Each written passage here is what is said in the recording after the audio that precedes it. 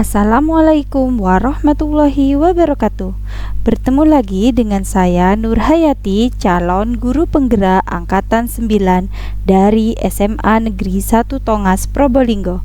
Pada kesempatan kali ini saya akan menjabarkan aksi nyata modul 1.4 mengenai budaya positif. Dalam kegiatan program pendidikan guru penggerak ini, saya didampingi oleh fasilitator yaitu Ibu Nurhasana Ratna Juwita dan pendamping praktek Ibu Indri Oksari Handayani.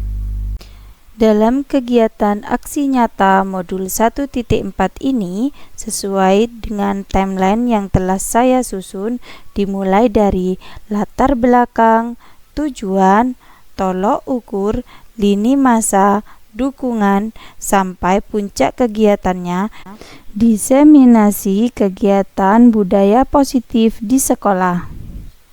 Tujuan pendidikan menurut Ki Hajar Dewantara adalah menuntun segala kodrat yang ada pada anak agar mereka dapat mencapai kebahagiaan setinggi-tingginya, baik sebagai manusia ataupun sebagai anggota masyarakat. Dalam hal ini, menuntun tersebut guru berpijak pada nilai dan peran guru sebagai pemimpin pembelajaran, mengantarkan peserta didik pada nilai-nilai profil pelajar Pancasila melalui pembiasaan. Hal ini, budaya positif di kelas dapat membimbing peserta didik menemukan dan menerapkan keyakinan kelas yang telah disepakati bersama sebagai wujud perubahan ke hal yang lebih baik untuk menjadi orang yang mereka inginkan dan menghargai diri sendiri dengan nilai-nilai yang mereka percaya.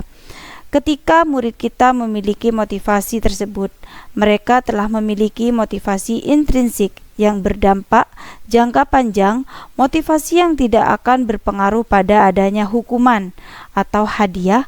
Mereka akan tetap berperilaku baik dan berlandaskan nilai-nilai kebajikan karena mereka ingin menjadi orang yang menjunjung tinggi nilai-nilai yang telah mereka hargai atau mencapai suatu tujuan mulia.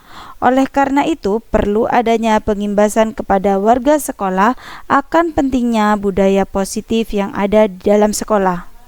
Adapun tujuan yang diharapkan pada aksi nyata ini adalah: pertama, mewujudkan merdeka belajar pada peserta didik dengan memberikan kebebasan untuk mengemukakan pendapat mengenai keyakinan-keyakinan kelas apa saja yang mereka inginkan dan menuangkan ide, pendapat, serta gagasan mereka secara terbuka dan demokratis.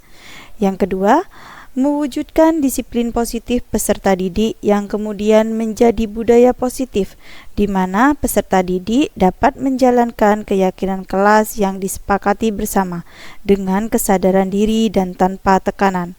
Yang ketiga, membentuk karakter positif pada peserta didik melalui kebiasaan-kebiasaan positif, perilaku positif, dan keteladanan dari semua warga sekolah, baik itu guru dan murid.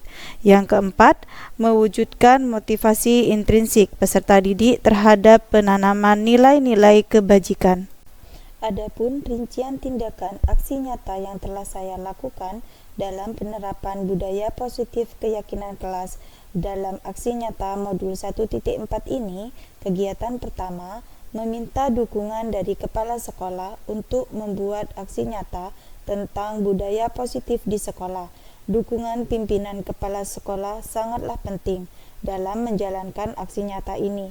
Pada kegiatan ini, kami para calon guru penggerak yang ada di sekolah kami, yaitu di SMA Negeri 1 Tongas, bersama-sama menghadap kepala sekolah untuk menyampaikan perencanaan, tujuan, dan timeline kami dalam melaksanakan aksi nyata modul 1.4 tentang budaya positif yang puncaknya nanti melaksanakan diseminasi kepada Bapak, Ibu guru dan warga sekolah. Assalamualaikum Bapak. Assalamualaikum. Di sini kami bertiga minta izin untuk melakukan sosialisasi tentang aksi nyata budaya positif kepada Bapak Ibu guru SMA Negeri 1 Tongas. Kapan rencananya? Insya Allah dalam minggu ini tepatnya hari Kamis. Ruang Ruang seminggu.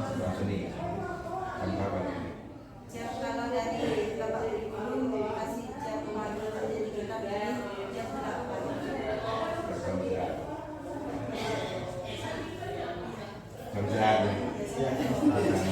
Jam 9.40.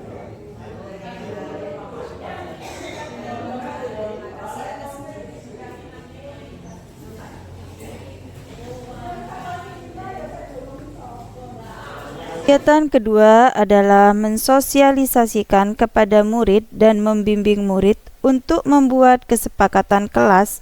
Saya sebagai calon guru penggerak memberikan sosialisasi kepada peserta didik mengenai budaya positif dalam membuat kesepakatan dan keyakinan kelas, menjelaskan tujuan dan pentingnya adanya kesepakatan dan keyakinan kelas tersebut. Assalamualaikum warahmatullahi wabarakatuh. Waalaikumsalam warahmatullahi wabarakatuh. Anak-anak, di kesempatan kali ini kita akan membuat kesepakatan dan keyakinan kelas. Nah, apa itu kesepakatan dan apa itu keyakinan kelas?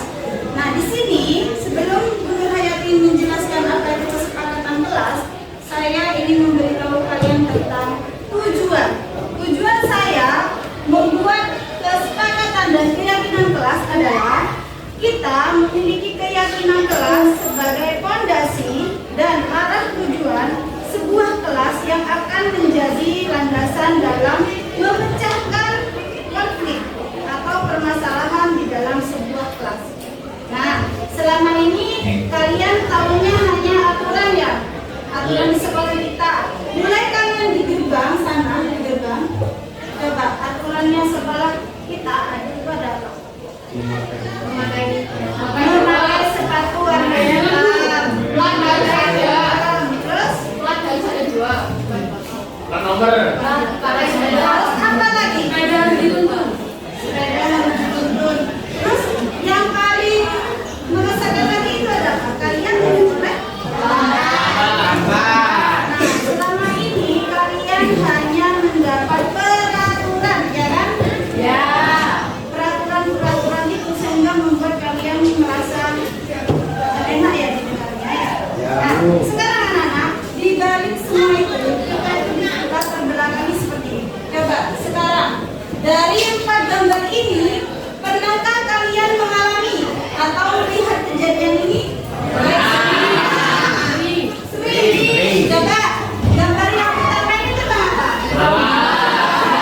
Terlambat datang sekolah. Yang ini? Yang sini? Berangkat. Apa ini ya? Karena ini gambarnya anak kecil. Biasanya kalau anak SMA begini ya. Nah, kalau yang ini? Yang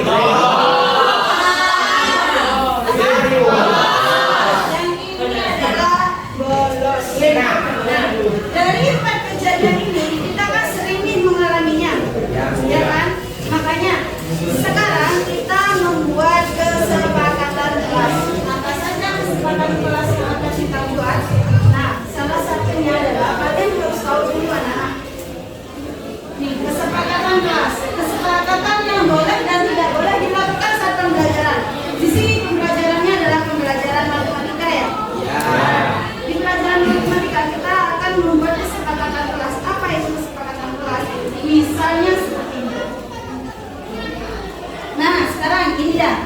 Dari tadi kalian sudah membuat melihat ya, lihat anak yang terlambat, anak yang bolos, anak yang berkelahi, kemudian anak yang tidur di dalam kelas. Nah, itu semua dampaknya apa yang akan kalian alami? Dampak apa yang akan kalian alami? Misalnya kalian terlambat nih, dampaknya apa? Kalian kenapa? Dapat sanksi, dapat hukuman, iya kan? Apa yang kalian rasakan setelah dapat hukuman itu?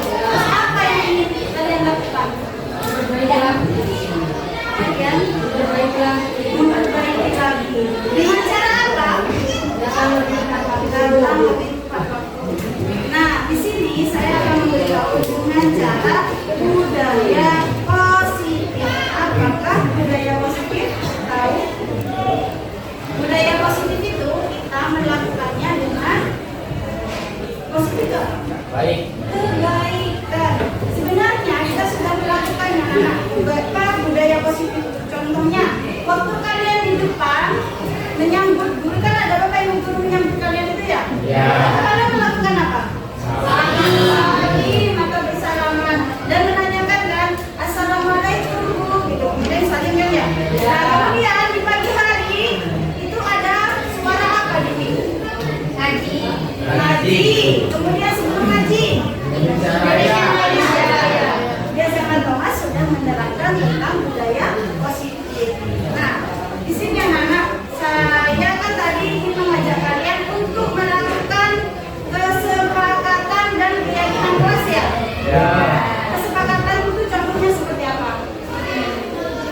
Nah, selama ini itu kan ada peraturan dilarang membuang sampah sembarangan.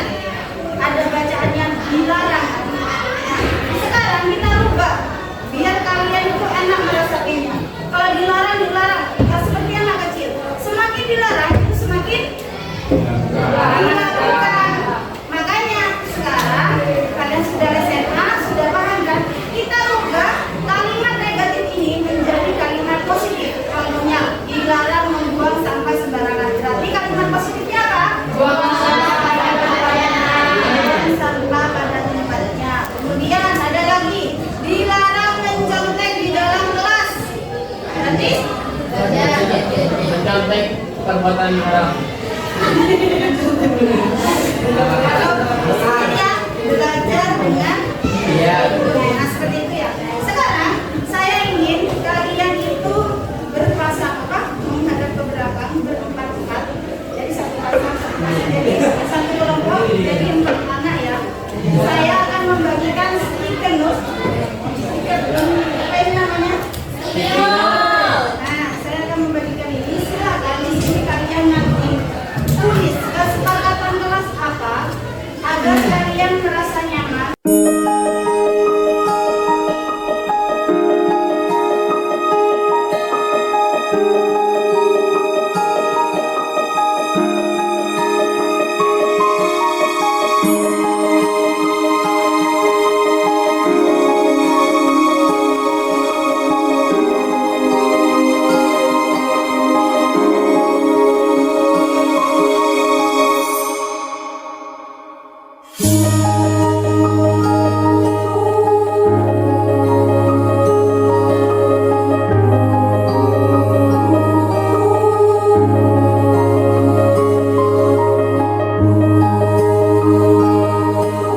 Sudah selesai? Sudah. Baik anak-anak, kalian sudah membuat kesepakatan kelas. Nah, di kesepakatan kelas ini, di sini ada, saya ingin dari beberapa kalian untuk membacakan. Silakan, siapa yang mau membacakan?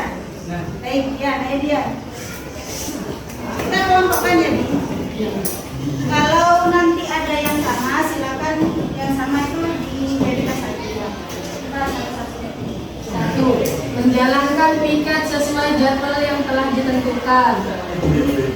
Dua, kami akan merawat atau menjaga fasilitas dan barang-barang di kelas. Kalimatnya masih itu sudah ya? Terus, Tiga, berbicara sopan santun kepada bu guru. baik. Empat, menggunakan gadget dengan bijak dan hanya saat diperbolehkan. Oke. 5. Menjaga kebersihan diri sendiri dan kelas. Terima kasih ya Dian.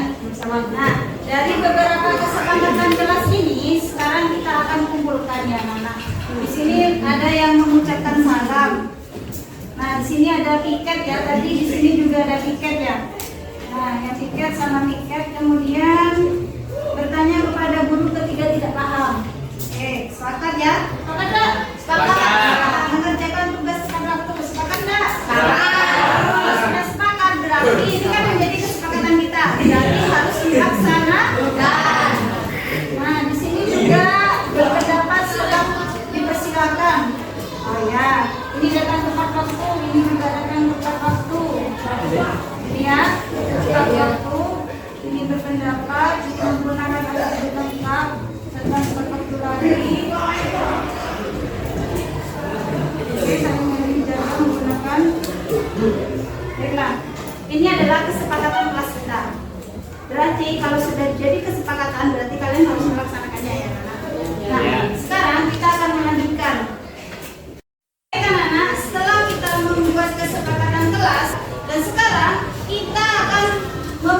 keyakinan kelas. Keyakinan kelas itu digunakan untuk kelas ini, khususnya kelasnya Bu Nur Hayati dan wali kelasnya saya. Itu apa itu keyakinan kelas?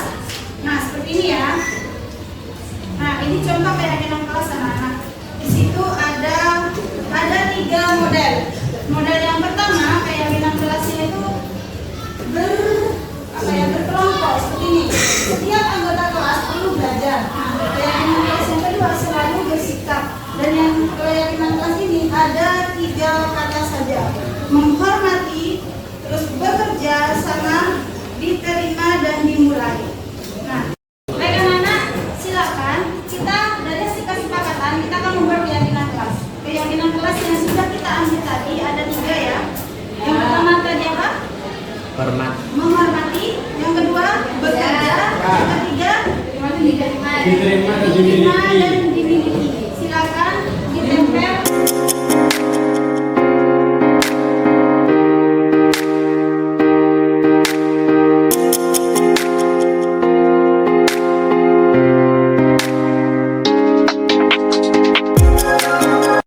Keyakinan kelas kami yang bernilai hormat, yaitu isinya kami meyakini bahwa sangat penting untuk menghormati semua orang dan barang milik orang.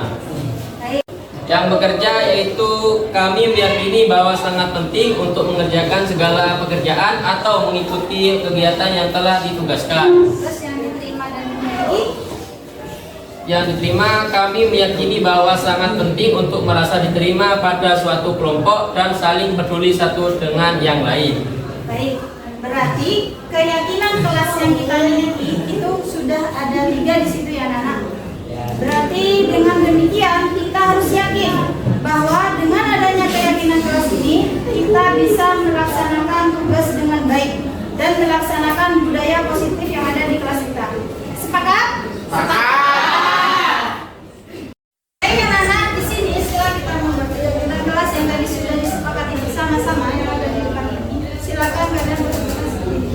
Pendalaman keyakinan kelas berbentuk tabel Y. Nah, tabel Y di situ ada terlihat, terdengar, dan ada berperilaku. Nah, apa itu yang terlihat? Yang terlihat di sini adalah berempati terhadap perasaan orang lain. Nah, tadi waktu kalian membuat kesepakatan, kalian kan ada ya yang mengisikan tentang empati kelas. Nah, kemudian memegang barang milik orang lain hanya dengan izinnya. Jadi kalau tidak dapat izin, kalian tidak bisa mengambil atau meminjam atau memegangnya. Dan kemudian ada senantiasa berbuat baik. Nah, jadi di dalam kelas kalian itu harus selalu berperilaku baik. Dan kemudian adalah berbagi. Ini yang paling penting. Kalian diminta untuk saling berbagi. Yang di sini yang terdengar adalah satu orang berbicara. Yuk saya bantu, itu yang maksudnya mendengar ya. Yuk bantu, atau Bu mohon maaf, adakah yang bisa saya bantu? Seperti itu ya. Kemudian yang berperilaku di sini ada apa? Bersama-sama. Apa lagi? Terus apa lagi? Nah, kemudian anak-anak, setelah kita pendalaman tentang keyakinan kelas, di sini ada guru itu tugasnya untuk apa? Mengajar. Murid itu tugasnya untuk apa? Guru tugasnya bukan Memukul. nah harus memukul, dan terus apa lagi? Dan di sini juga murid tugasnya bukan Melawan. melawan. Murid juga tugasnya bukan mengajar atau lain sebagainya ya. Di sini saya punya tugas untuk kalian. Silakan kertas ini diisi. Guru di sini ya, guru tugasnya untuk, terus di sini juga belakangnya murid tugasnya untuk, dan bawahnya murid tugasnya untuk. Murid tugasnya bukan apa. Baik ya, siap mengisi. Silakan.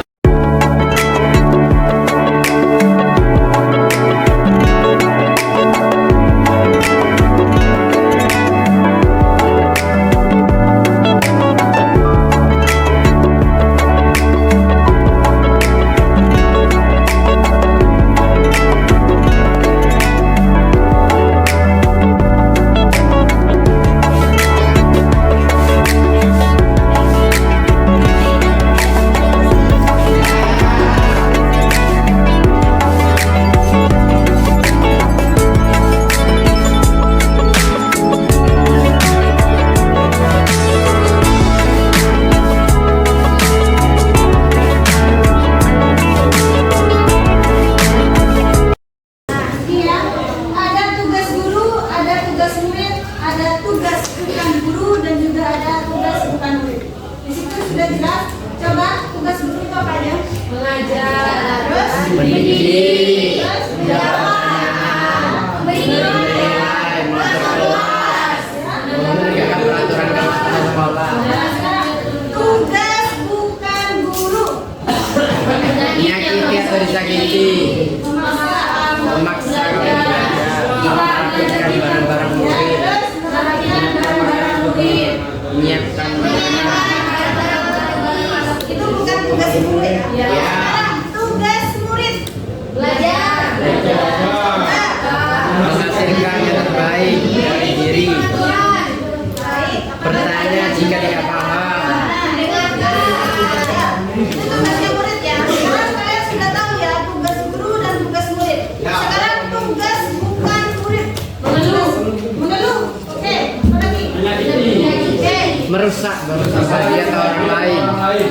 Nah, setelah kalian tahu anak seperti ini, apakah kalian sudah merasa kalau diri kalian itu sudah menerapkan budaya positif? Ya. Sekarang saya mau refleksi. Anak, kita sudah di penghujung pertemuan ini. Kita tadi sudah membuat keyakinan dan kesepakatan kelas. Sekarang waktunya adalah refleksi. Siapa yang ingin merefleksi kegiatan kita dari awal sampai akhir tadi? Baik, Diko, silakan. Setelah pembuatan keyakinan dan kesepakatan kelas, saya merasa sangat senang karena dalam membuat kesepakatan ini, Bu Nur Hayati mengajak kami berdiskusi dan membimbing kami serta memberikan kami berbagai saran dan masukan kepada kami. Beliau juga menjelaskan apa itu keyakinan kelas, apa fungsi keyakinan kelas, dan apa tujuan keyakinan kelas.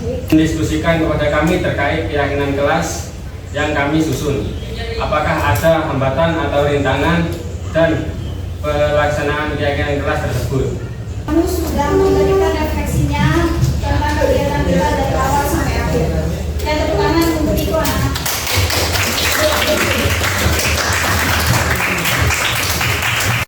Kelas 10D siap menggunakan Smart. Mantap. Jaya luar biasa.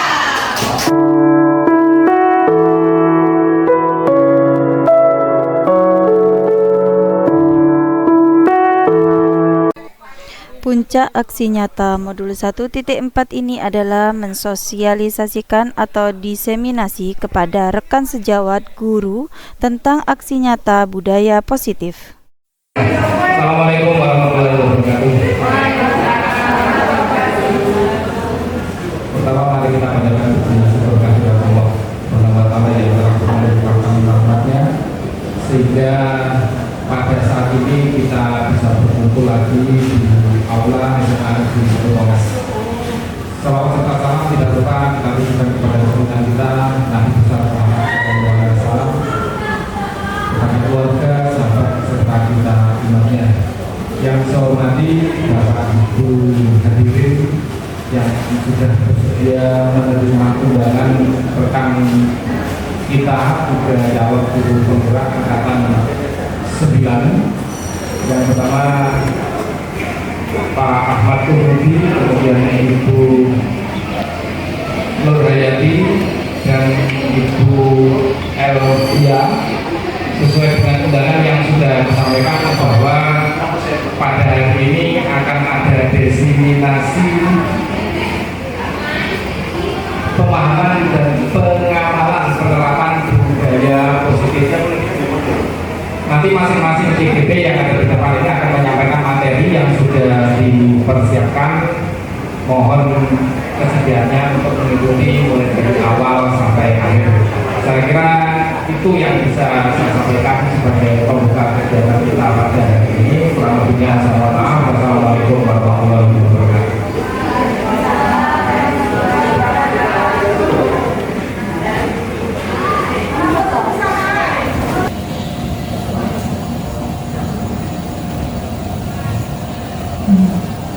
Ini Bapak Ibu, sebenarnya kita santai saja nih karena sudah siang juga sambil pemahaman.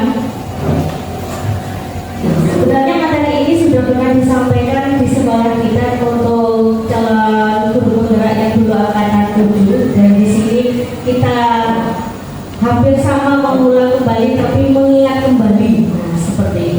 Iya.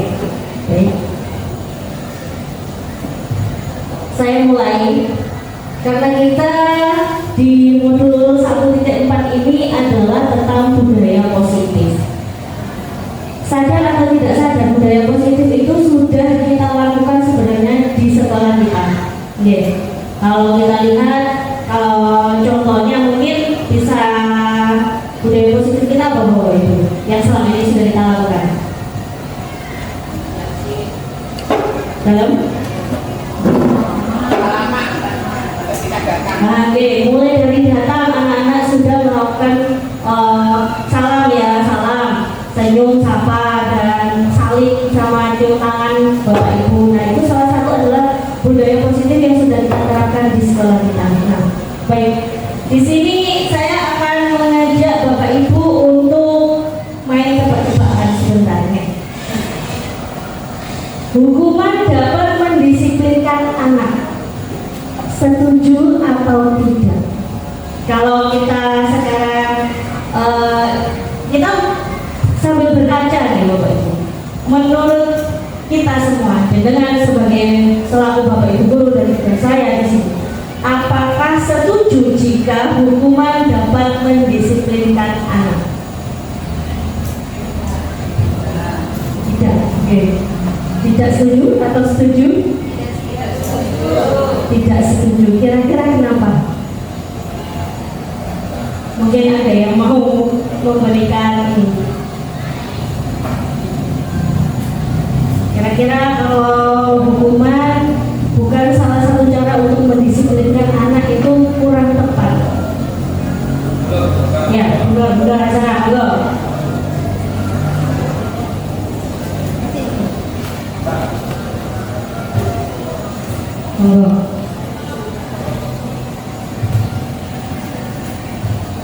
Saya tidak setuju kalau hukuman itu dapat mendisiplinkan anak. Saya tidak setuju kalau hukuman itu dapat mendisiplinkan anak karena ketika ada yang menghukum itu saja anak akan takut. Jadi hal itu tidak muncul dalam diri anak itu sendiri, tetapi anak takut pada orang yang dihukum. Terima kasih. Baik, luar biasa, jawaban yang sangat luar biasa. Ya, karena hukuman itu sebenarnya sifatnya kadang anak-anak tidak timbul dari hatinya sendiri ya untuk menyadarkan satu tindakan yang bersifat salah ya. Karena kalau tidak ada yang menghukum ya biasanya anak tetap melakukan satu kesalahan. Nah, seperti itu. Oke, kita lanjut ke pertanyaan kedua. Pemberian hukuman dengan hal positif seperti membaca atau membersihkan halaman sekolah dapat meningkatkan disiplin anak. Setuju atau tidak? Begini Bapak Ibu ya, di sini tidak ada yang benar, tidak ada yang salah. Kita semua pendidik ya. Harapan kami di sini bisa sharing dan saling berbagi. Nah, untuk pernyataan nomor 2, pemberian hukuman dengan hal positif seperti membaca atau membersihkan halaman, menurut dengan bagaimana? Di sini. Kalau emang ada Mungkin ada yang mau menyampaikan. Tidak apa-apa, tidak ada yang benar dan tidak ada yang salah. Oke, bukan. Setuju atau tidak setuju? Jawabannya itu saja. Ya, membersihkan halaman sekolah dapat meningkatkan disiplin anak atau membaca. Setuju atau tidak setuju? Saya ingin jawab. Pemberian hukuman dengan hal positif seperti membaca atau membersihkan halaman sekolah dapat meningkatkan disiplin anak. Itu ya, kalau dari saya setuju. Karena ini bisa, yang pertama bisa meningkatkan minat baca anak, jadi literasi anak akan semakin terasah. Terus kemudian membersihkan halaman sekolah itu juga saya sangat setuju karena anak-anak bisa berlatih untuk disiplin, untuk peduli pada lingkungannya. Itu menurut saya. Terima kasih. Satu jawaban setuju. Ya. Atau mungkin ada yang kurang setuju? Atau masih setuju semua?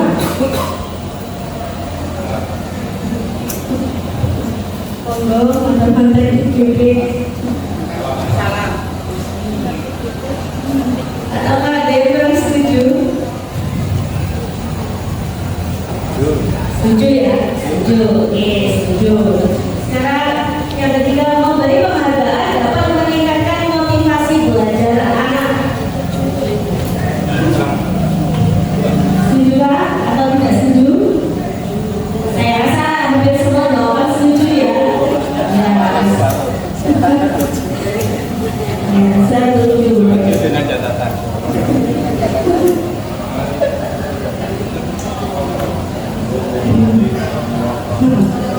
Oke, perubahan paradigma pendidikan baik. Kalau kita gali sebentar, yang namanya paradigma adalah pemikiran gitu, pemikiran atau keyakinan yang menjadi landasan suatu kita melakukan satu tindakan seperti itu namanya paradigma. Paradigma pendidikan kita mulai dari dulu ke sekarang ini mengalami perubahan atau tidak perubahan? Jelas ya, kalau kita dulu kurikulumnya kurikulum KTSP, kemudian K13, kemudian sekarang kurikulum berbeda, jelas sangat berubah. Ya. Yang paling terlihat adalah apa? Dari peserta didik. Kalau dulu siswa itu menjadi objek, semua berpusat pada guru yang mengatur segala arahan atau misalnya apa ya, mentransfer ilmu saja kepada anak. Tapi sekarang lebih ke siswa sebagai subjek belajar. Semua pembelajaran berpusat pada peserta didik. Kalau dulu mungkin ke arahnya behaviorisme, harus ada stimulus, baru ada respon. Nah sekarang lebih ke konstruktivisme ya, lebih membangun pembelajaran mereka sendiri. Nah itu jelas sekali adanya perubahan paradigma pendidikan yang sedang kita lalui. Baik, paradigma terbagi menjadi kognitif, yaitu pengaruh dalam berpikir, konatif, pengaruh dalam bertingkah laku, dan afektif, pengaruh dalam bersikap. Saya rasa ini sudah fase yang kita sering isi rapor juga tahu kognitif, afektif, dulu kita di K13 seperti itu gitu Ibu ya. Kalau afektif berhubungan dengan sikap, kognitif pengetahuan, dan ini ada konatif, bertingkah laku. Baik. Sebenarnya saya awalnya dulu ikut PGP ini sedikit cerita. Saya kaget ketemu kinerja Dewantara. Saya tahunya kinerja Dewantara itu cuma ada 3 filosofi yang Tutuli Handayani, Bapak Ibu, Enakso Sutulodo, Enakio Mangunkarso, Tutuli Handayani.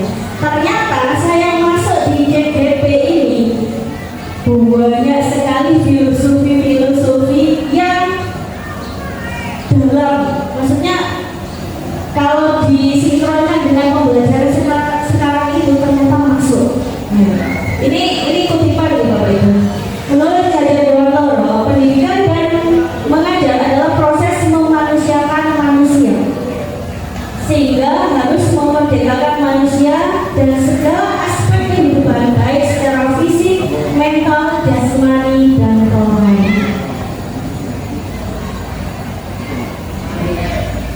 Nah, ini panjang sekali. Filosofi pendidikan menurut Hajar Dewantara, hasil positif yang sesuai dengan pemikiran KHD. Kita sering kalau di GDP itu sering dinamakan KHD. 1. Prinsip kepemimpinan sebagai seorang guru, yaitu Enakso Sutulodo. Itu mungkin tidak usah saya jabarkan, jadinya sudah tahu ya. Enakso Sutulodo, Enakio Mangunkarso, Tutuli Handayani.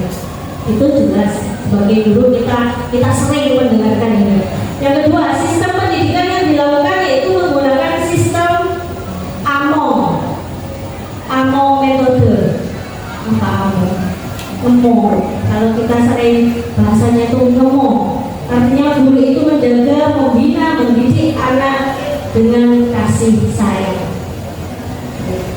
Kemudian yang ketiga, tribusan pendidikan yaitu mewarnai peserta didik adalah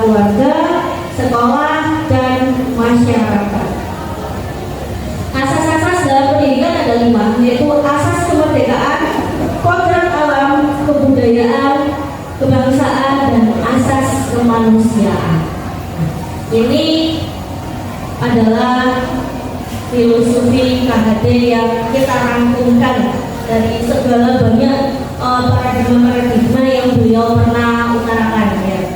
Kemudian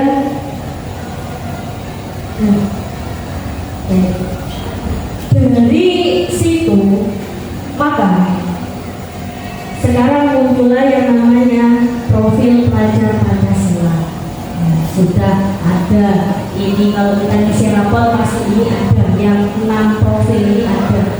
Kalau SMK ada 8, kalau tidak 9 kalau tidak salah. Karena kita SMA itu SD sampai SMA itu 6 ya Pak ya. 6 profil pelajar Pancasila. Beriman dan bertakwa, mandiri, gotong royong, berpendidikan global, bernalar kritis, kreatif. Hal itu dari mana? Berdasarkan atas pemikiran yang hadir dalam program tersebut, maka Kemendikbud menuangkan dalam Permendikbud nomor 22 tahun 2020, yaitu terwujudnya profil pelajar Pancasila dengan ciri-ciri utama. Nah, itu tadi. Kita sudah kurikulum merdeka, maka kita nggak akan lepas dengan yang namanya profil pelajar Pancasila ini. Oke. Nah, kita masuk sekarang di budaya positif. Untuk mencapai tujuan pendidikan tersebut diperlukan adanya suasana yang kondusif melalui penumbuhan budaya positif di lingkungan sekolah. Salah satu bagian budaya positif adalah keyakinan kelas. Keyakinan kelas nanti akan dibahas dengan Ibu Nur Hayati. Apa itu keyakinan kelas? Bagaimana melakukan keyakinan kelas? Nah, keyakinan kelas merupakan nilai-nilai universal yang diyakini bersama berasal dari dalam diri dan tanpa paksaan. Itu yang membedakan keyakinan kelas dengan peraturan. Sekarang masuk ke disiplin positif. Apa itu disiplin positif? Jadi disiplin positif adalah proses pembelajaran. Disiplin positif merupakan pendekatan mendidik anak untuk melakukan kontrol diri dan pembentukan kepercayaan diri. Disiplin berbeda dengan hukuman, meskipun disiplin sering diterapkan dengan menggunakan teknik hukuman. Cara kita mendisiplinkan anak apakah masih menggunakan banyak hukuman? Kita sedikit merefleksi diri ya. Kalau saya kaget juga kalau masuk di guru penggerak ini, saya itu diharapkan menjadi ibu peri walaupun sangat kontradiksi dengan jiwa saya. Sangat-sangat kontradiksi. Jadi di sini tuh guru seminimal mungkin tidak ada hukuman, tapi bagaimana memanajerial agar anak-anak itu menyadari arti kesalahan yang dia buat. Seperti itu. Ya kalau selama ini sebelum ini ya saya sukanya ya pak swag kayak gitu ya. Tapi ternyata di sini tidak boleh. Dan kita menghukum pun tidak boleh kalau tidak ada hubungan dengan kesalahannya. Contohnya dia terlambat tapi hukumannya disuruh bawa bunga. Saya pernah tanya ini sini. Ternyata kata umur saya itu salah. Karena tidak ada dengan kesalahan dia terlambat. Koneksi antara membawa bunga dengan kesalahan dia terlambat itu tidak match gitu, tidak sinkron. Ya, seperti itu. Jadi carilah bukan hukuman ya, tindakan yang bagaimana dia nanti meminimalisir keterlambatannya seperti itu. Jadi bukan hukumannya lain. Nah, disuruh membersihkan kamar mandi misalnya, terlambat disuruh membersihkan kamar mandi. Itu yang saya baru tahu ternyata itu tidak boleh. Jadi tidak boleh karena itu kurang match dengan kesalahannya. Kecuali kalau misalnya dia salahnya mencoret tembok kamar mandi, baru hukumannya membersihkan kamar mandi, itu match. Nah, saya juga baru tahu. Kita sama-sama belajar. Jadi hukumannya itu harus match dengan kesalahannya itu. Jadi misalnya kalau anak nggak sholat, hukumannya apa? Ya, hukumannya apa? Atau telat sholat. Nah,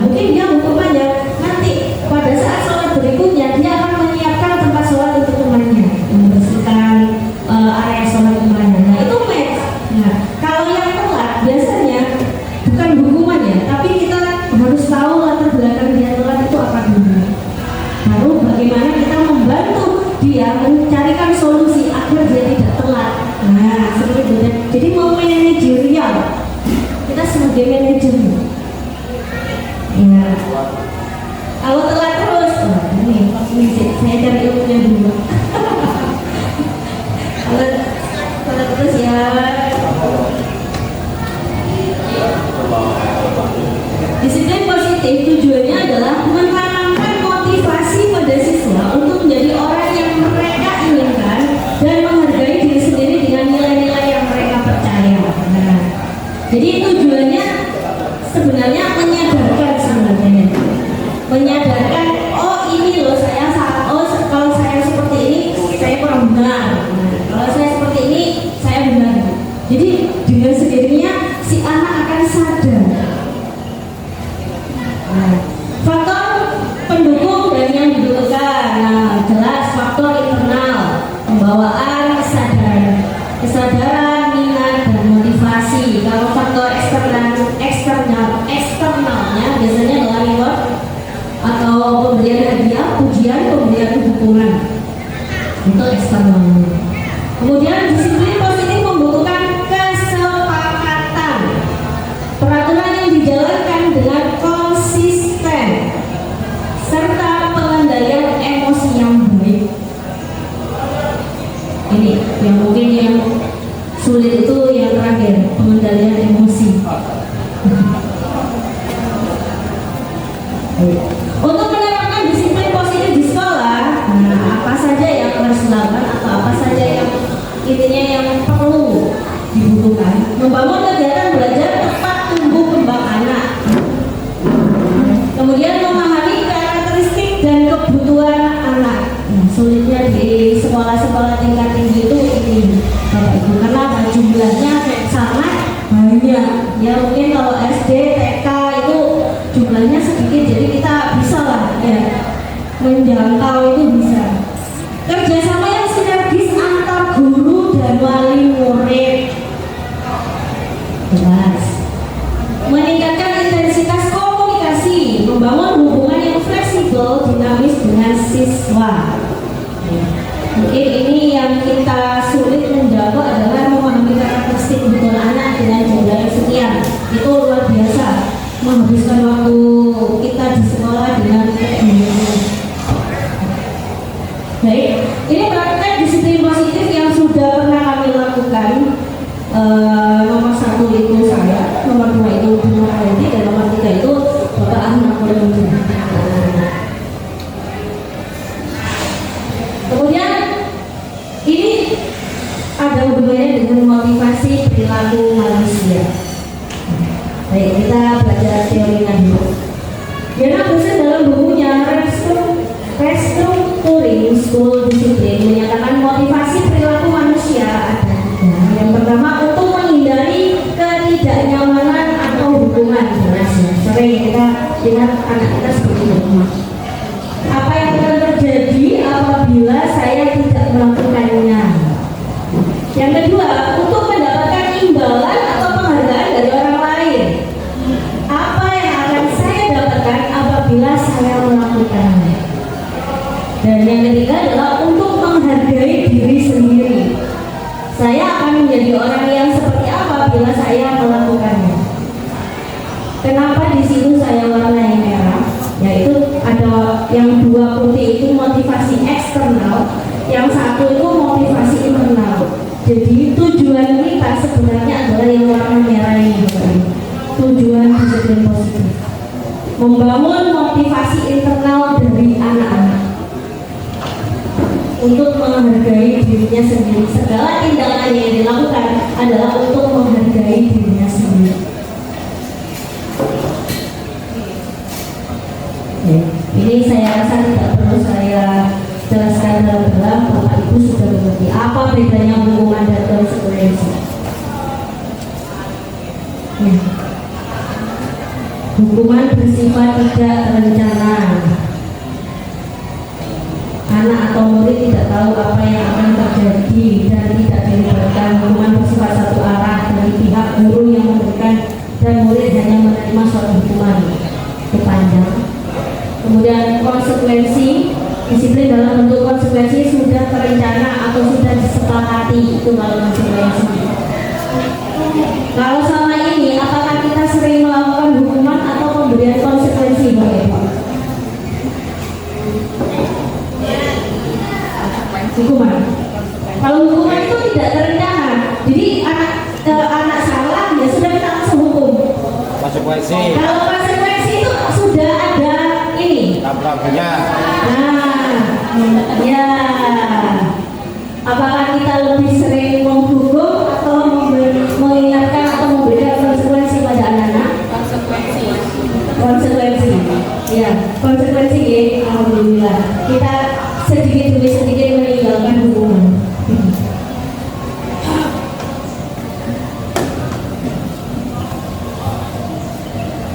Hukuman dan penghargaan dalam menjalankan peraturan ataupun keyakinan kelas atau sekolah. Apabila ada suatu pelanggaran, tentunya sesuatu harus terjadi. Untuk itu kita perlu meninjau ulang tindakan penegakan peraturan atau keyakinan kelas atau sekolah kita selama ini. Tindakan terhadap suatu pelanggaran pada umumnya berbentuk hukuman atau konsekuensi. Yang ini yang menggelitik ya, dihukum oleh penghargaan. Kita kalau kasih penghargaan kepada anak, dulu saya sering sekali itu. Kalau ada anak, bahkan anak saya sendiri, kalau melakukan sesuatu sesuai dengan berhasil lah istilahnya, itu kita kasih penghargaan. Ternyata saatnya yang begitu dimulai.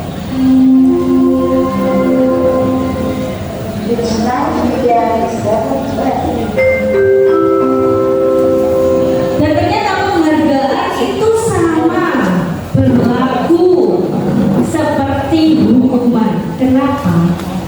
Jadi dalam arti meminta atau membujuk seseorang melakukan sesuatu untuk memenuhi tujuan tertentu. Orang meminta atau membujuk dorongan eksternal dan akan ada faktor ketergantungan. Beberapa dampak dari pemberian penghargaan. Baik, ini teoritis ya. Jadi saya baca yang paling bawah.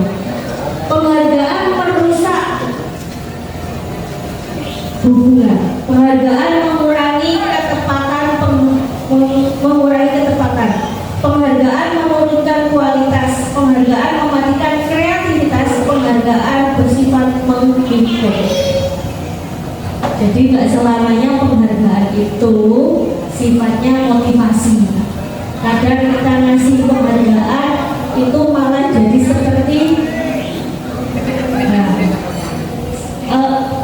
ketergantungan. Kalau nggak dikasih kayak gini ya nggak lakukan. Itu salah. Jadi nggak selamanya penghargaan itu bentuknya positif. Baik. Sekarang kita akan masuk di keyakinan kelas. Untuk keyakinan kelas akan dijelaskan oleh rekan saya Ibu Nurhayati.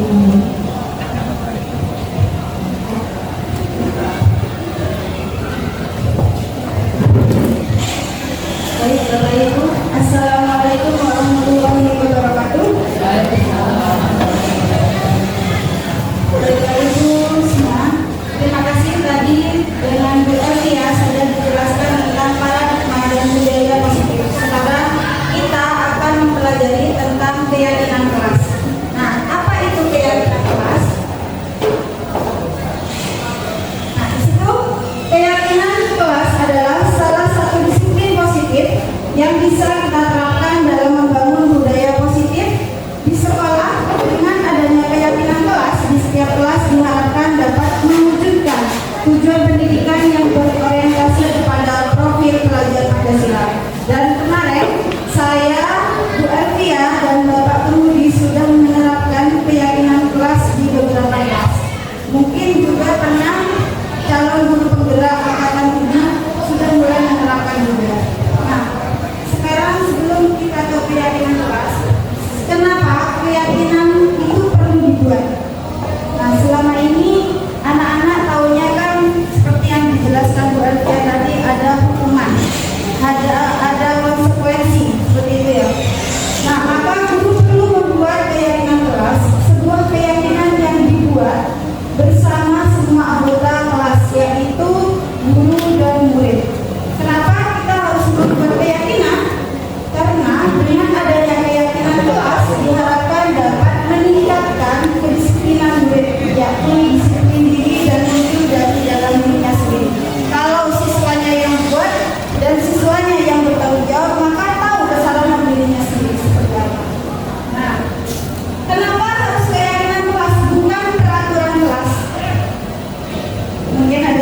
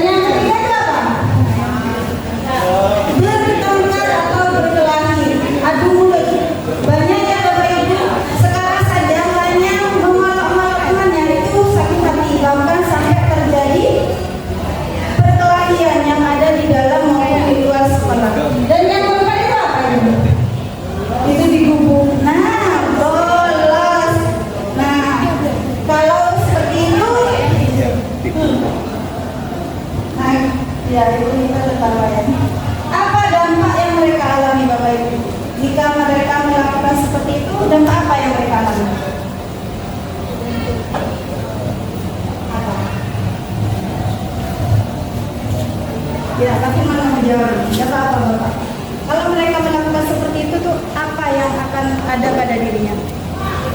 Menyesal, merasa bersalah. Merasa bersalah, menyesal, ya kan? Kalau sudah ketahuan, kalau belum ketahuan, ye saya lolos, gitu.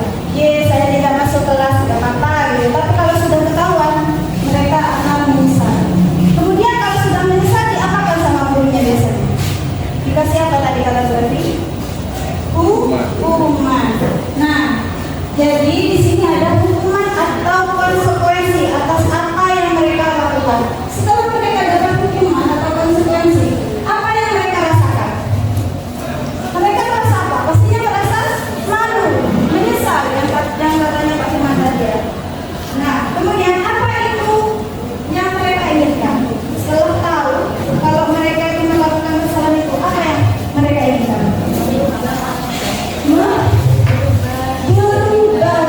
Berubah lebih baik lagi. Nah, kemudian, itulah tujuan keyakinan Allah. Jadi mereka itu tahu kesalahannya, tahu cara menyelesaikannya, dan apa nanti yang akan disepakati bersama. Nah, ini Bapak Ibu, saya harap setelah Bapak Ibu tahu tentang keyakinan kelas, untuk mempraktekkan, setidaknya membuat keyakinan kelas di luar kelas. Nah, di luar kelas ya. Kalau kesepakatan itu bisa bersepakat dengan anak-anak di mata pelajaran. Tapi kalau keyakinan, saya harap Bapak Ibu wali kelas untuk mempraktekkan. Semisal, begini Bapak Ibu, kalau keyakinan kelas itu kita sebagai wali kelas mendampingi anak-anak untuk merubah kalimat yang negatif menjadi kalimat positif. Contohnya, selama ini kan mereka seperti ini. Dilarang, dilarang membuang sampah sembarangan. Coba ganti dengan kalimat positif seperti apa? Buanglah sampah pada tempatnya, betul sekali. Jangan tidur di dalam kelas. Aktif dalam pembelajaran. Aktif dalam pembelajaran, keren ya. Nah, itu semisal saya jadi guru dan Bapak Ibu semua ini jadi murid. Nah, seperti itu yang kita harapkan. Selama ini kan, ayo jangan. Semakin kita ngomong jangan, semakin anak-anak melakukannya, ya kan? Nah, sekarang gimana caranya membuat keyakinan kelas? Yang pertama, guru meminta semua murid di dalam kelas itu untuk menuliskan apa saja sih peraturan yang ada di sekolah ini. Apa sih banyak itu ya? Nah, sekarang saya pengen murid-murid saya di kelas saya ingin Bapak Ibu menuliskan semua peraturan yang Bapak Ibu berikan kepada anak.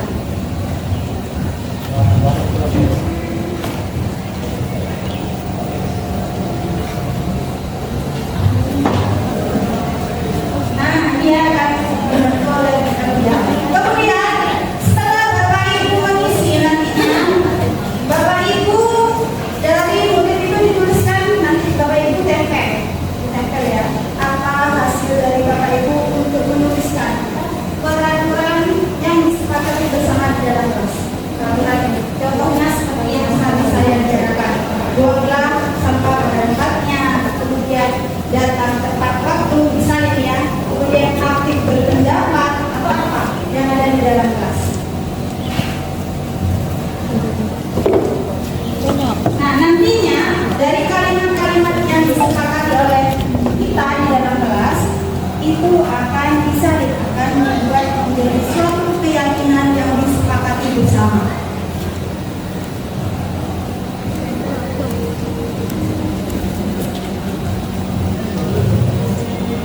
Satu apa berapa? Satu saja, tanpa menulis namanya.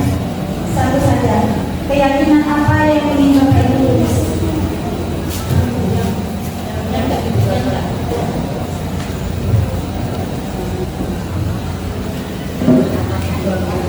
Ya, yang sudah boleh langsung ditempel di papan yang sudah saya sediakan.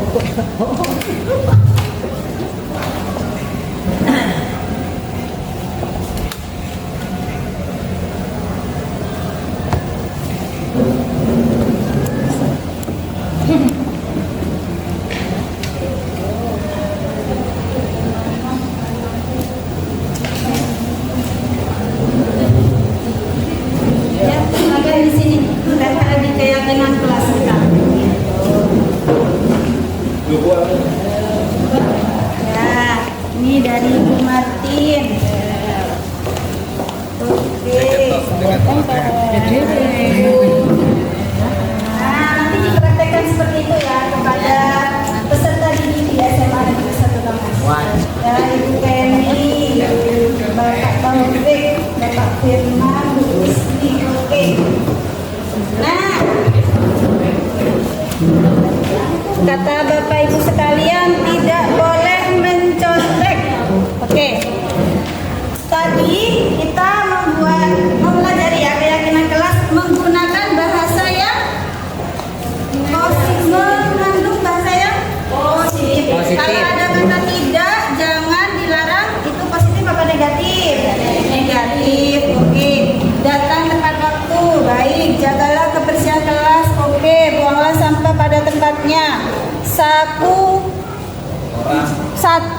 Satu orang berbicara, yang lain mendengarkan. Bagus.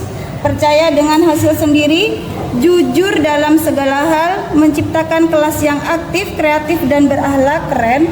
Baik, raihlah nilai semaksimal mungkin. Oke. Berdoa setiap memulai pelajaran. Taruh semua alat tulis jika sedang diterangkan oleh Bapak Ibu guru ya. Tersenyum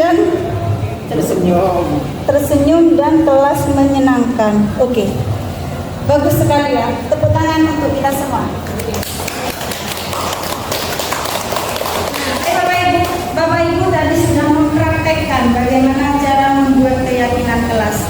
Nah, sekarang kalau sudah membuat keyakinan kelas dan sudah dibacakan, kita nantinya akan mengumpulkan yang mana yang sama gitu kan. Pastinya murid kita kan ada 40 nih, setiap kelas pasti jawabannya ada yang sama kan. Nah, dari situ kita nanti akan menyimpulkan dan menyepakati secara bersama-sama. Nah, bagaimana tolak ukur keberhasilan keyakinan kelas itu? Yaitu terciptanya Merdeka Belajar bagi anak sesuai dengan kurikulum kita. Kemudian anak didik dapat menjalankan kesepakatan kelas tanpa adanya tekanan. Kan mereka sendiri yang membuat dan mereka sendiri yang meyakinkan kan. Jadi tidak ada paksaan dari kita. Terjadinya komunikasi yang aktif antara guru dan murid. Nah, di sini kita bisa tahu, oh nanti dari kalau anak-anak melakukan seperti ini, nanti solusinya akan menjadi seperti ini. Kita di sini dituntut untuk banyak mengajak murid bagaimana cara menyelesaikan permasalahannya sendiri. Nah, anak didik dapat menjalankan keyakinan kelas dengan secara luas di sekolah dan juga di rumah. Jika di sekolah sudah diterapkan seperti itu, dan maka di rumah juga akan tahu semisal melakukan kesalahan. Dan Bapak Ibu, saya pernah mempraktekkan ke anak saya yang TK. Setelah saya belajar di calon guru penggerak angkatan 9 ini, dulunya saya selalu marah, salah sedikit marah, salah sedikit hukum, salah sedikit pukul. Nah, tapi setelah saya belajar bagaimana cara jika anak kita salah, ya saya seperti itu. Tujuan saya pernah seperti itu. Kalau anak tidak dididik dari kecil, itu pikiran saya awalnya, maka besarnya nanti tidak akan mengerti hasil itu. Nah, setelah seperti itu, anak yang saya tangani, anak saya sendiri itu, dia merasa menyesal dalam melakukan hal seperti itu. Awalnya nangis-nangis saya biarkan, nangis-nangis saya biarkan. Berurusan sama adiknya, kemudian adiknya dilakukan kekerasan seperti itu, dilakukan memukul, saya biarkan. Baru saya tanya, kamu kenapa lakukan hal itu? Nah, baru dia bisa ngobrol. Saya seperti ini. Nah, terus nantinya seperti apa? Nah, di situ kita akan menemukan yang namanya restitusi pada anak. Nanti akan dijelaskan oleh Bapak Ibu. Nah, kemudian Bapak Ibu, di sini saya akan menjelaskan sikap positif. Maksudnya tampak dan tidak tampak itu seperti apa? Nah, sikap positif. Di sini ada tampak seperti misalnya beribadah tepat waktu. Tidak tampaknya tidak menjalankan ibadah. Kemudian lagi menyapa dan mengucapkan salam, berarti tidak tampaknya bersikap sombong dan acuh dan sebagainya. Bisa dibaca. Nah, kemudian di sini jika ada percaya dan menghormati orang lain dan barang miliknya, tampaknya seperti apa? Tampaknya seperti ini. Izin menggunakan barang milik orang lain dan melakukan sesuatu. Tidak tampaknya itu menggunakan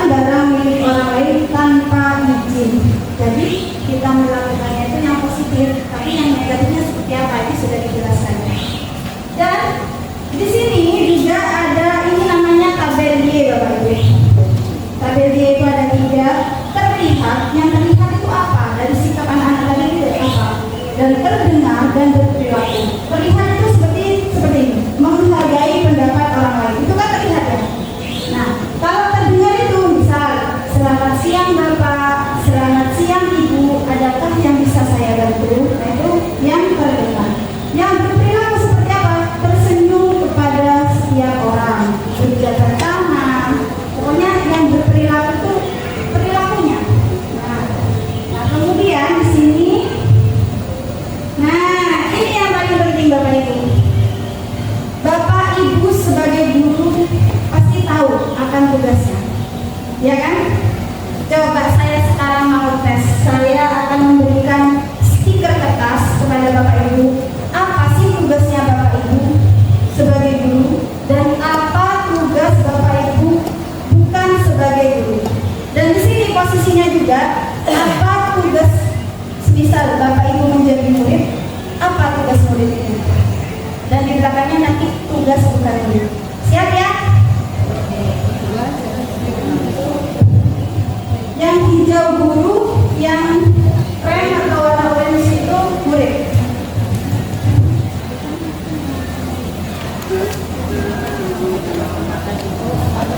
Nanti ditempel juga di sini ya, di depan.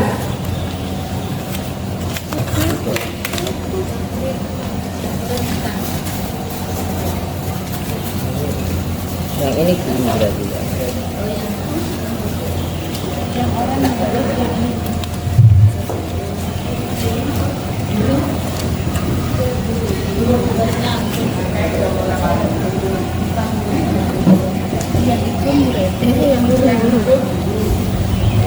Yang warna hijau guru, yang warna orange murid. Nanti yang depan itu tugas guru, yang belakang bukan tugas guru. Yang warna orange itu bukan murid, yang belakangnya bukan tugas murid.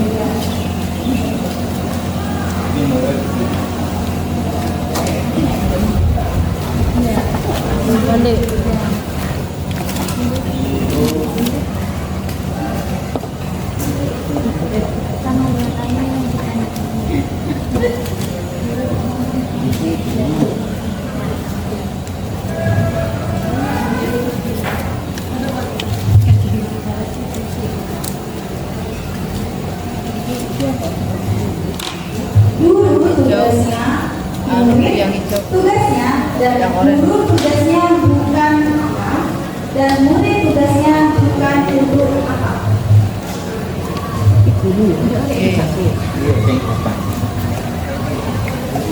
Selain menempel nanti saya ingin bertanya, karena Bapak Ibu sebagai guru, maka saya akan bertanya kepada salah satu peserta yang ada di sini.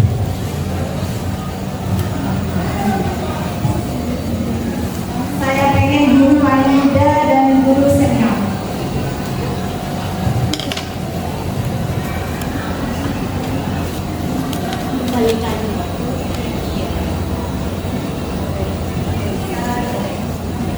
Sama satu kan?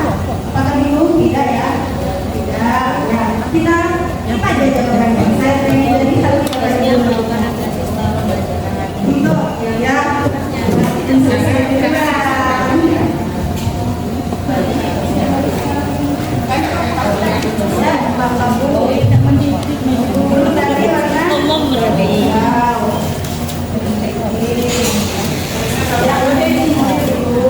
Guru melakukan penilaian pembelajaran evaluasi.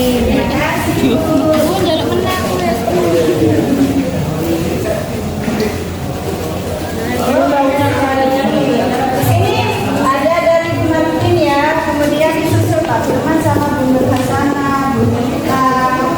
Oke. Ada, keren-keren sekali ya.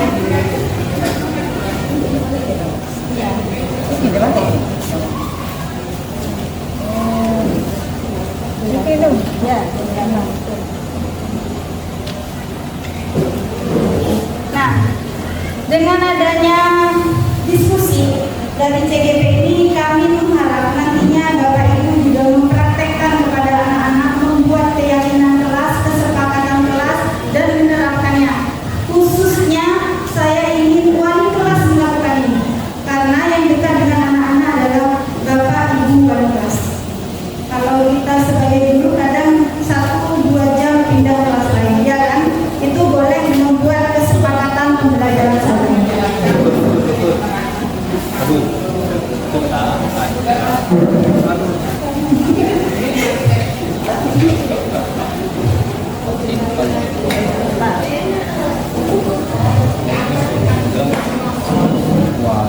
baru.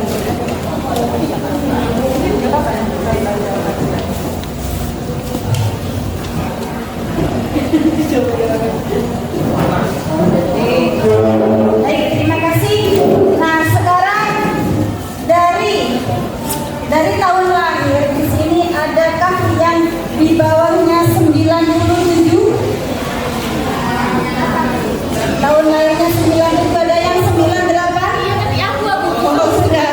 Baik, Bu Dinda. Nah, selesai. Oh, iya, saya tanya dulu. Oke. Baik. Ya. Ini guru termuda di SMA Negeri 1 Kelas. Ya, baik. Siswa Pak.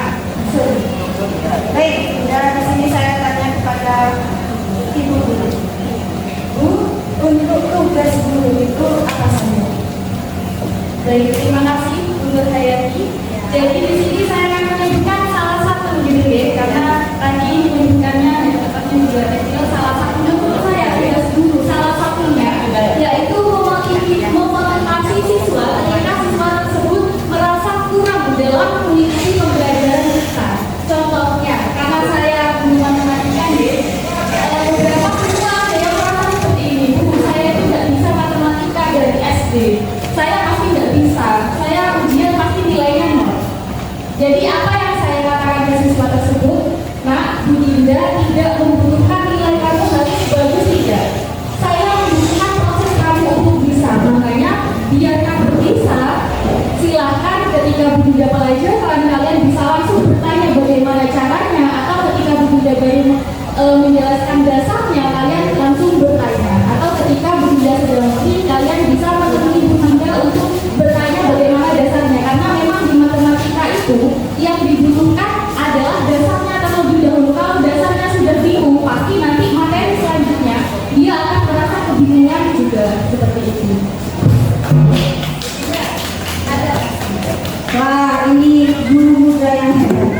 Sudah bisa memotivasi apalagi pelajaran matematika yang sangat tidak disukai anak-anak. Jika gurunya seperti ini, insya Allah anaknya pasti senang matematika. Semoga seluruhnya.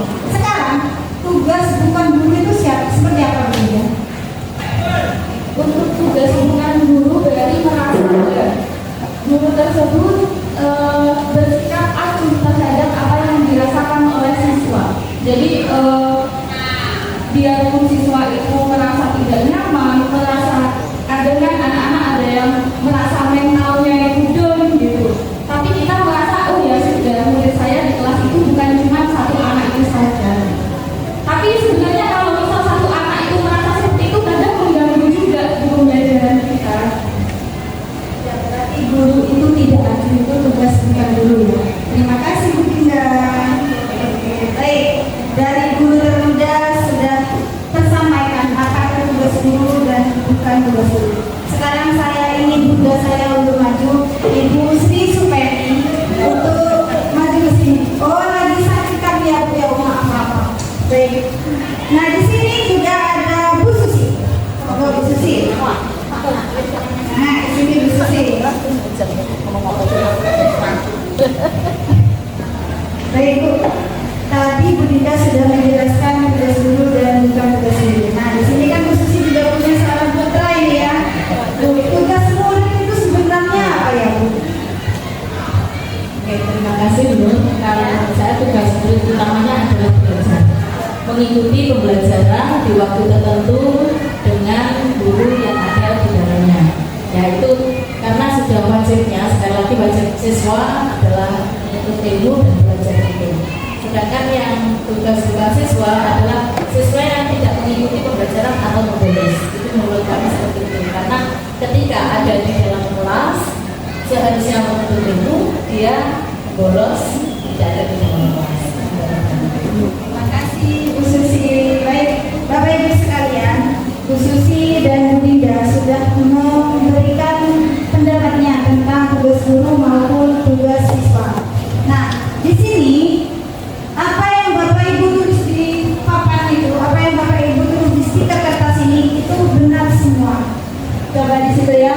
Tugas guru itu salah satunya adalah membimbing, memberi rasa nyaman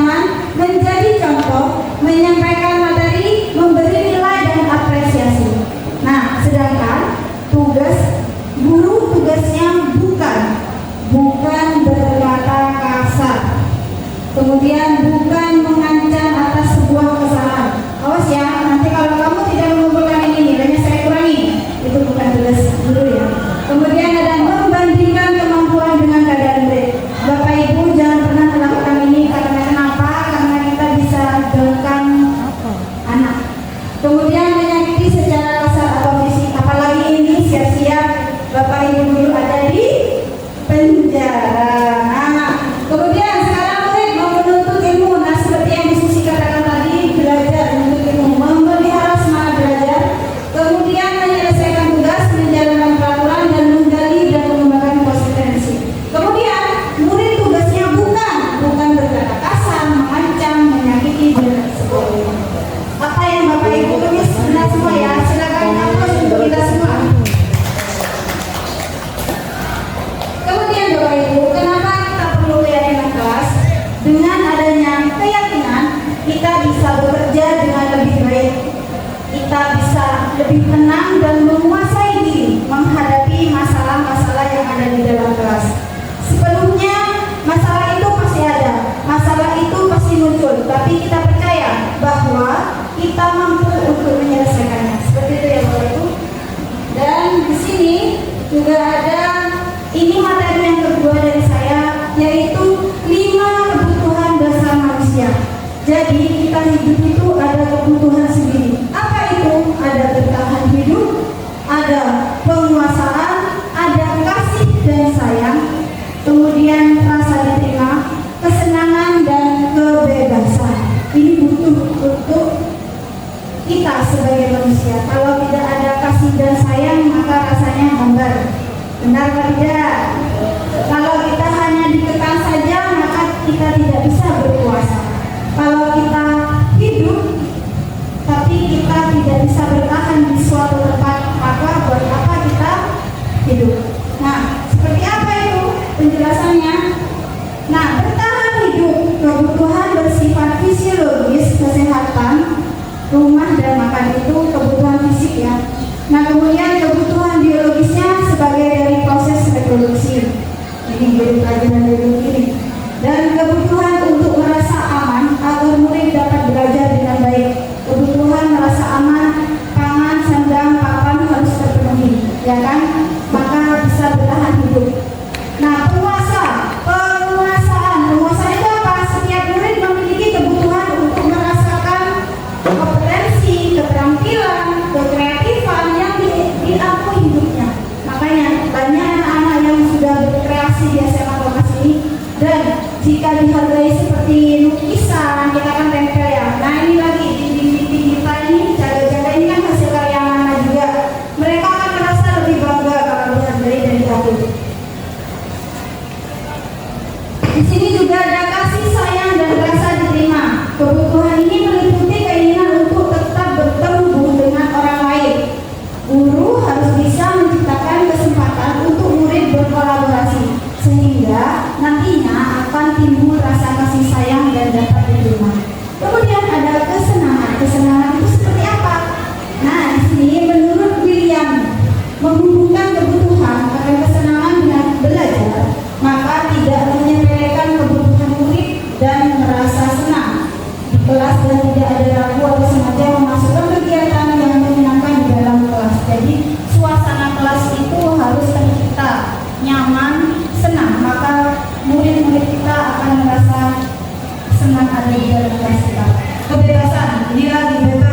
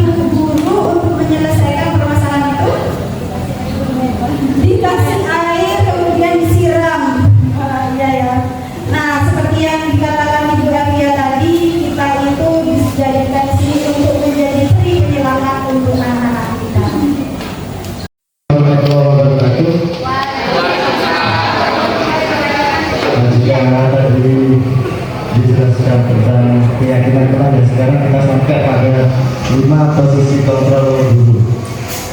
Apa saja 5 posisi kontrol guru? Yang pertama, di sini ada guru sebagai penghukum, guru sebagai pembuat orang merasa bersalah, guru sebagai teman, guru sebagai pemantau, dan guru sebagai manajer. Bapak Ibu bisa dilihat di sini 5 posisi kontrol guru. Di sini adalah kontrol kita sebagai guru kepada murid. Mungkin Bapak Ibu bisa merenungkan selama ini saya ada di posisi kontrol mana. Penghukum, guru sebagai penghukum. Di sini guru berbuat seperti menghadapi, menyalahkan anak, menyakiti, menyindir. Kadang kata-katanya seperti ini. Kalau kamu tidak melakukan umpamanya ini, kalau kamu tidak mengerjakan tugas, saya akan memberi kamu nilai jelek. Kalau kamu melanggar tata tertib, saya akan menyuruh kamu push up. Nah, itu adalah contoh-contoh posisi kontrol guru sebagai penghukum. Yang berikutnya adalah guru sebagai pembuat merasa bersalah. Nah, di sini biasanya guru berdrama, guru menunjukkan kekecewaan. Nah, seperti apa? Contoh gini, bahasanya bisa gini: saya kecewa dengan kamu telah membuat hati saya merasa sedih. Itu adalah guru sebagai pembuat orang merasa bersalah, seperti itu. Dan berikutnya adalah guru sebagai teman. Di sini guru sebagai teman maksudnya adalah, di sini guru membuatkan alasan-alasan untuk muridnya. Biasanya berkata, ayolah. Biasanya guru itu menyuruh murid untuk melakukan sesuatu hal dengan atas dasar dirinya. Contoh gini, ayolah tolong bajunya dimasukkan demi bapak atau demi ibu. Nah, jadi diposisikan sebagai teman, seperti itu. Nah, terus juga ada di sini,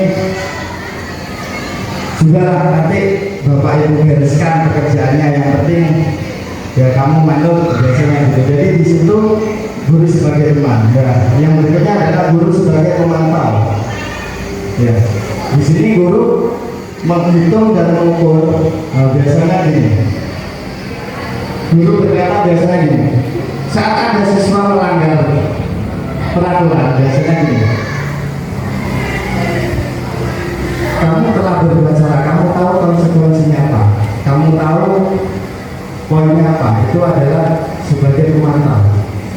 Ya, jadi guru menyebutkan konsekuensinya terhadap siswa, seperti itu. Dan yang terakhir adalah guru sebagai manajer. Ya, guru sebagai manajer ini adalah posisi kontrol yang paling baik, yang terbaik dari 5 posisi kontrol, karena di sini guru itu menanyakan kepada siswa ya. Jadi agar siswa bisa sadar, agar siswa tumbuh motivasi secara intrinsik dari dalam. Ya, jadi bukan karena orang lain, seperti itu. Nah, mungkin kayak gini, misalnya gini, jika kamu melakukan kesalahan, kira-kira hal seperti itu sudah baik apa enggak? Kira-kira apa sih dampaknya kepada kamu, kepada lingkungan kamu jika kamu melakukan sebuah kesalahan? Jadi anak diajak untuk berpikir ya, tentang apa yang dia perbuat. Nah, jadi di situ nanti akan tumbuh sebuah kesadaran, seperti itu. Jadi dari 5 ini yang terbaik adalah posisi guru sebagai manajer.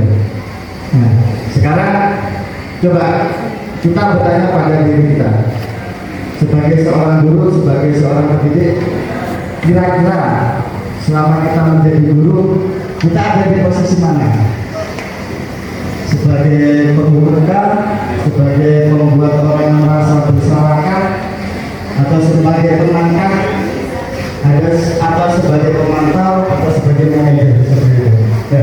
Dari semua ini ada dampaknya untuk siswa.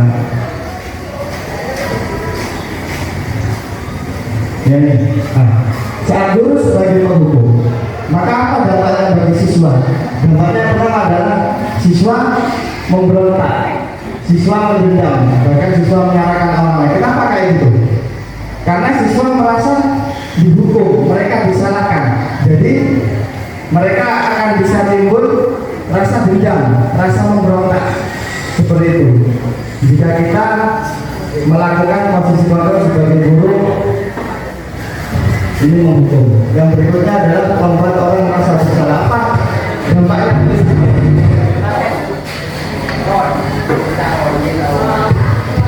Kita sebagai guru membuat orang merasa bersalah.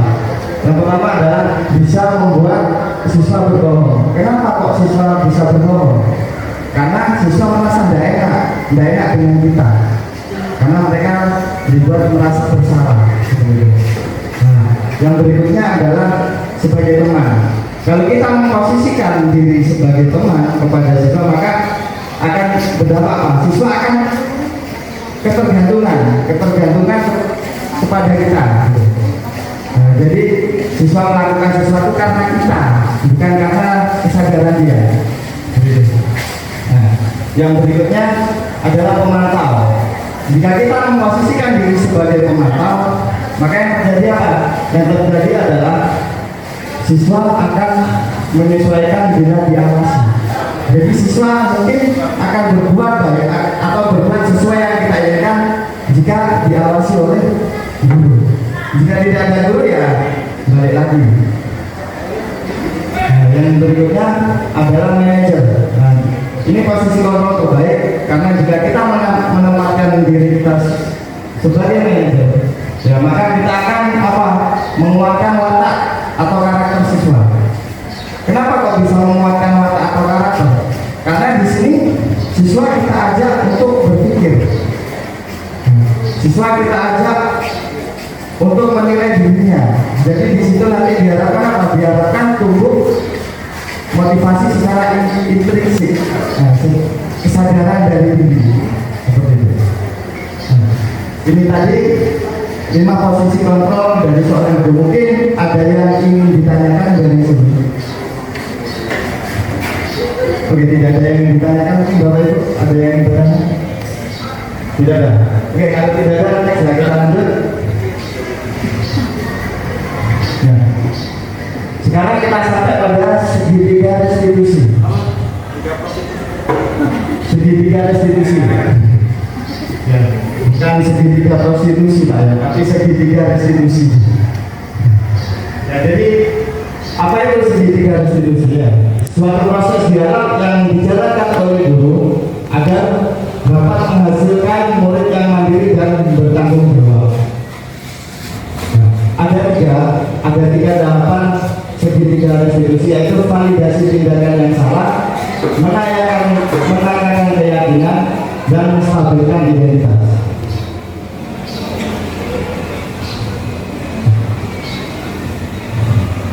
Yang pertama, menstabilkan identitas. Jadi menstabilkan identitas kita kita menstabilkan identitas siswa kita. Jadi awal kita ini berbuat salah itu mungkin wajar sebagai seorang manusia. Jadi kita mengajak siswa kita untuk menstabilkan identitas mereka bahwa oh ya sebenarnya salah itu nggak apa-apa, nah itu sudah wajar. Tapi dari sini kita mencari solusinya. Jadi kita tidak boleh menjudge anak. Oh kamu salah, kamu gitu enggak. Jadi kita menyadarkan dia, kita menstabilkan identitas dulu. Oh ya salah itu wajar. Nah sebagai manusia, tapi ya ada lanjutannya. Mungkin di sini lanjutannya yaitu validasi tindakan yang salah. Ya. Jadi kita gitu. Apakah menstabilkan identitas?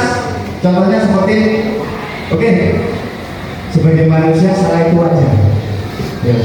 Mungkin saya atau bapak atau ibu juga pernah melakukan sebuah kesalahan. Ya. Tapi, gitu. Kita cari lagi sampai divalidasi tindakan yang salah. Pasti atau mungkin kamu punya alasan kenapa kok kamu melakukan hal tersebut. Nah, jadi kita di sini tujuannya adalah menggali informasi tentang murid yang berbuat salah, kenapa dia berbuat salah ya, agar untuk mencari solusinya. Berikutnya yang terakhir adalah ya, menanyakan sebuah keyakinan. Nah, apa keyakinan kelas kita, nilai-nilai apa yang pernah disepakati bersama, seperti apa gambaran sebuah kelas yang ideal menurut kamu ingin menjadi orang seperti apa. Ini yang terakhir, ini tahap yang terakhir, menanyakan keyakinan. Jadi setelah kita tadi menstabilkan identitas, ya terus berikutnya yang terakhir menanyakan keyakinan. Nah setelah kita menanyakan dari awal, terakhir kita gini, baik kira-kira kedepannya kamu kepingin seperti apa? Kira-kira masalah kamu ini enaknya diapain? Jadi dari segitiga diskusi ini, apa yang kita harapkan? Yang kita harapkan adalah jika ada sebuah permasalahan, kita tidak langsung menjudge murid, kita tidak langsung menyalahkan. Oh iya, kamu salah, pokoknya kamu salah. Gitu. Tapi kita diajak untuk menggali apa sih, kenapa sih murid kok melakukan kesalahan gitu. Nah, jika itu sudah dilakukan, yang kita mengajak dia berpikir ke depan. Ya. Apa yang diinginkan ke depannya? Seperti itu. Oke, dari sini mungkin ada yang ingin ditanyakan, Bapak Ibu. Ya Pak Taufik, ya. Oke. Nah, ini ada kasus Bapak Ibu ya. Kita cermati ya, kita cermati. Ibu Dani sedang menjelaskan pelajaran bahasa Inggris di papan tulis. Namun beliau memperhatikan bahwa Fajar malah tidur-tiduran dan tampak acuh tak acuh pada pelajarannya. Fajar, coba jawab pertanyaan nomor 3. Maju ke depan dan kerjakan di papan tulis. Fajar pun tampak malas-malasan maju ke depan. Dan sesampai di depan papan tulis, Fajar hanya diam terpaku sambil memegang buku bahasa Inggrisnya dan memainkan spidol di tangannya. Ayo Fajar, makanya jangan tidur-tiduran, lain kali perhatikan. Sudah, sana duduk kembali. Kira-kira siapa yang bisa? Fajar pun kembali duduk di bangkunya. Hal seperti ini sudah sering kali terjadi pada Fajar. Seperti tidak memperhatikan, acuh-acuh, dan nilai-nilainya pun tidak terlalu baik untuk pelajaran bahasa Inggris. Pada saat ditegur oleh Ibu Dani, Fajar hanya menjawab, tidak tahu. Ibu Dani pun menjawab mirip, gimana kamu Fajar? Kamu tidak kasihan sama ibu ya? Ibu sudah capek-capek mengajarkan kamu, tidak kasihan sama ibu. Dan Fajar pun diam membisu. Pertanyaannya, posisi kontrol apa yang diambil oleh Ibu Dani dalam pendekatan kepada Fajar? Nah, tadi kan dijelaskan oleh Ibu Nurhayati, posisi kontrol ada pembuku, ada manajerial, ya. Kira-kira tadi itu apa? Termasuk apa? Coba kita ke slide posisi kontrol. Ya, kita ke slide. Nah, bukan posisi kontrol. Nah, ada penghukum, pembuat orang merasa bersalah, ada teman, ada pemantau, ada manajer.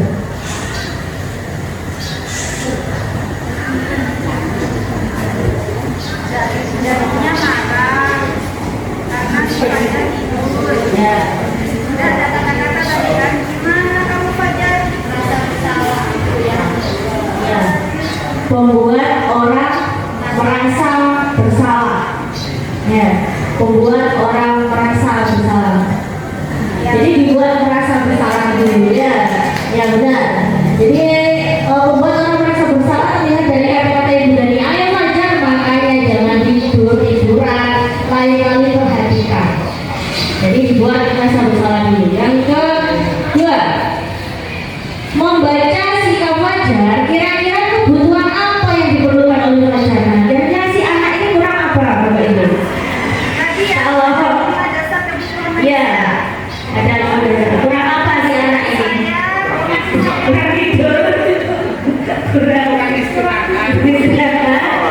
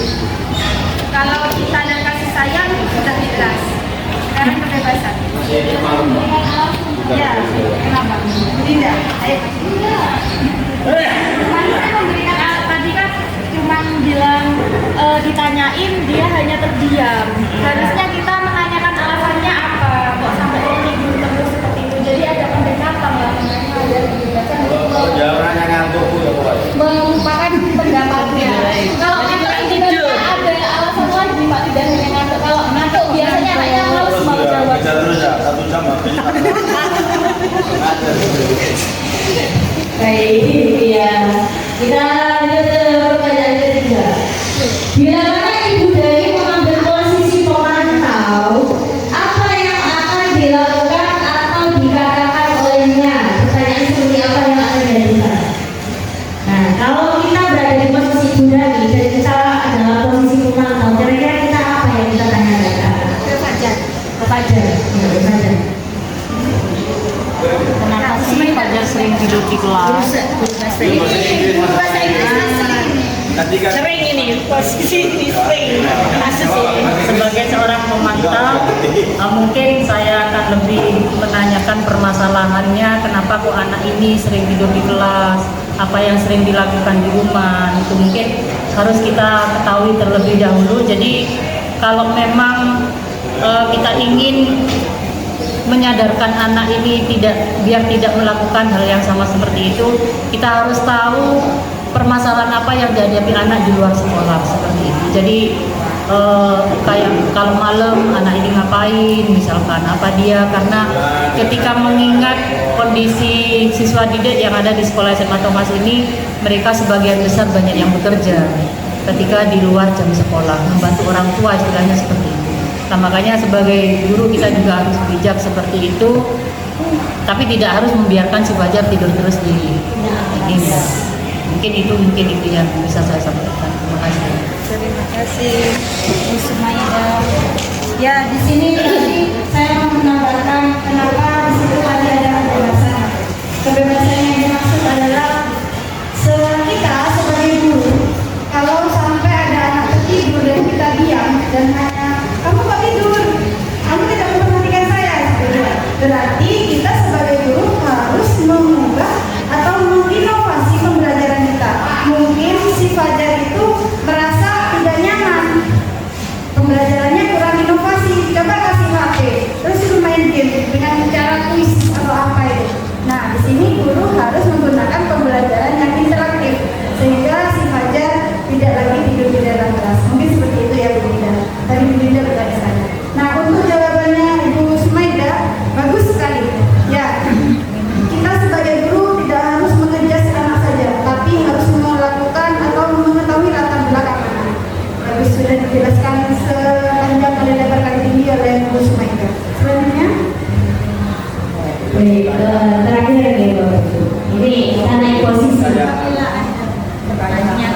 Apabila Anda adalah kepala sekolah di sekolah Fajar dan Ibu Dari, mengetahui hal ini, bagaimana tindak lanjut Anda?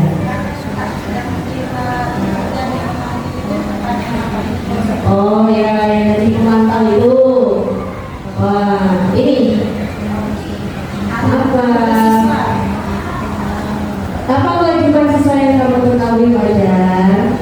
Apa yang membuatmu merasa tidak tertarik pada pelajaran bahasa Inggris Fajar? Apa yang bisa kamu lakukan untuk membantu merasa lebih nyaman dan bersemangat dalam pelajaran bahasa Inggris Fajar? Yang hampir sama dengan jawabannya Bu Sumaida tadi tanya latar belakang kenapaan gitu. Ya. Bagaimana kita bisa bekerja sama untuk meningkatkan kinerjamu dalam pelajaran bahasa Inggris? Yang mungkin kalau kita praktekkan ini ya 1 jam bersama Fajar. Ya,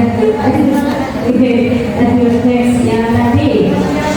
Ya, apa yang Bapak Ibu lakukan jika Bapak Ibu adalah kepala sekolah yang kasus ini ada? Nah, mengetahui.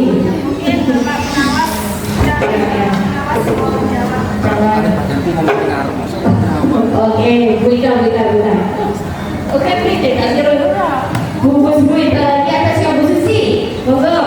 Jikalau posisinya sebagai kepala sekolah, apakah memanggil Fajar atau memanggil Ibu Dari? Atau memanggil keduanya? Oh iya, Bu Hasanah.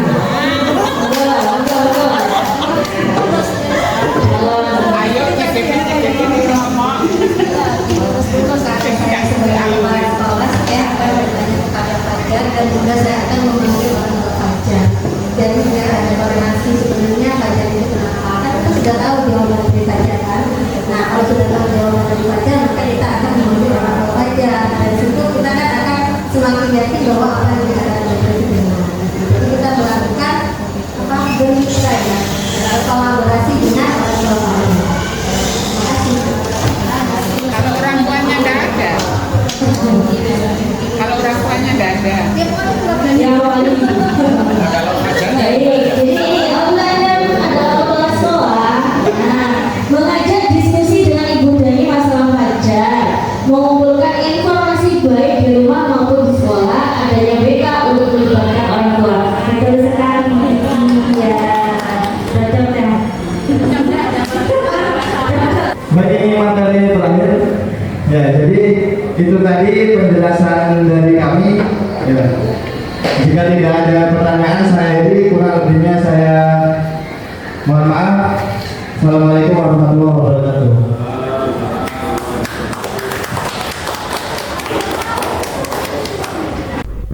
Terima kasih telah menyaksikan aksi nyata modul 1.4 tentang budaya positif. Salam guru penggerak, bergerak, tergerak, menggerakkan. Sampai jumpa Bapak Guru hebat.